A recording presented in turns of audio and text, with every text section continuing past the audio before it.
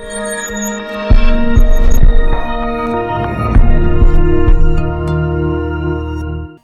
guys, welcome back to another Minecraft video. This one is going to be a bit different because I'm thinking of starting a Minecraft survival series, and unfortunately, as you can see from this, I've kind of already started this world. So unlike other YouTubers who start this series after they get a YouTube account, I started this way before I got a YouTube account. So you could say I kind of got a bit of a head start. But I thought that since I am planning to make this a series, I might as well just show you what I've done so far. Alright, so let's go. I found this seed on the website in the description. It was a 1.17 seed, and, well, that guy's offering a rose. That's nice. You, on the other hand, are not looking so nice. Yeah, I kind of want to give you an iron ingot, but, right, you know, forget it.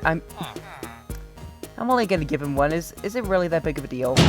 Alright, there we go. I'm gonna call this series Lucky Mode. And no, it does not involve lucky blocks. Instead, it's a custom mode that I have made up.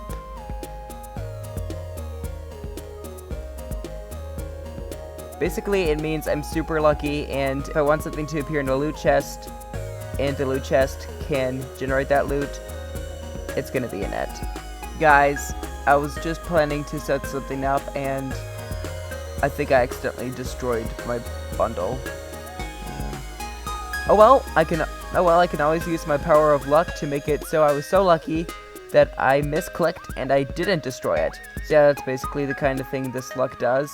The other sorts of things it does is that every desert temple chest I find will have a notch apple. Also, those ones don't count because I already looted the desert temple, and that was just for showing you guys. Or say I want to find a dungeon and I wanted to have the other side disc. I just go into spectator mode, locate a dungeon, and as you can see from this hole here, I dug straight down, and my luck was so powerful that I ended up in a dungeon. And when I opened the chest, I put the other side disc in there, and bam, that's the power of my lucky mode stuff.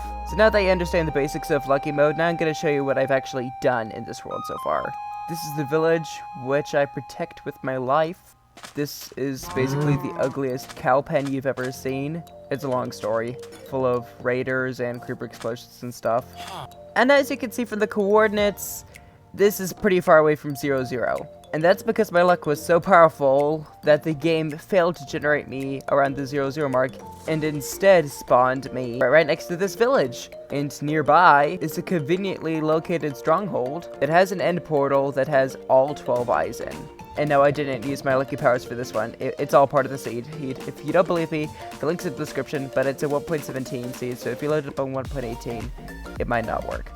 So, as you can tell, I didn't need that many of Eyes of Ender to go from there to there.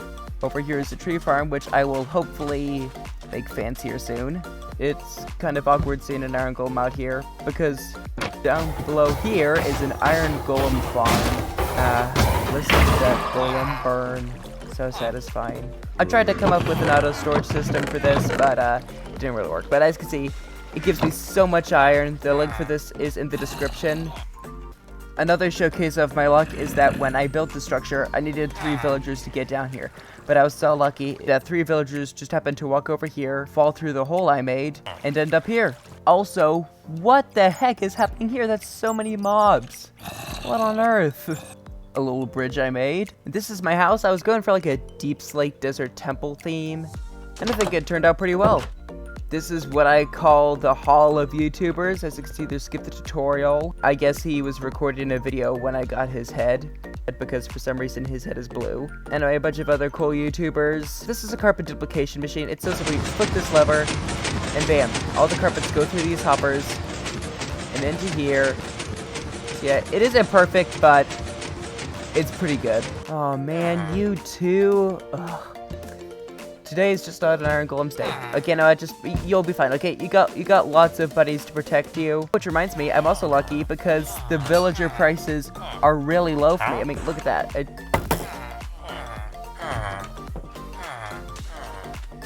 Okay, I gave myself Hero of the Village 255 for this, but I've also done some raids in this village, and by that I meant beat a raid, not I didn't do the actual raiding. I'm not that heartless, but I've defeated some pillagers, and I think that wiped away my effects.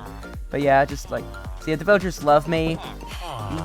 I'm also so lucky because librarians spawned in this world that give me exactly the books I want. Look at this. This guy sells Protection 4. Look at all these books. And over here I made a Herobrine shrine, half because I just think it looks cool, half to prove that Herobrine is not in the game, but I just think it's such a cool thing.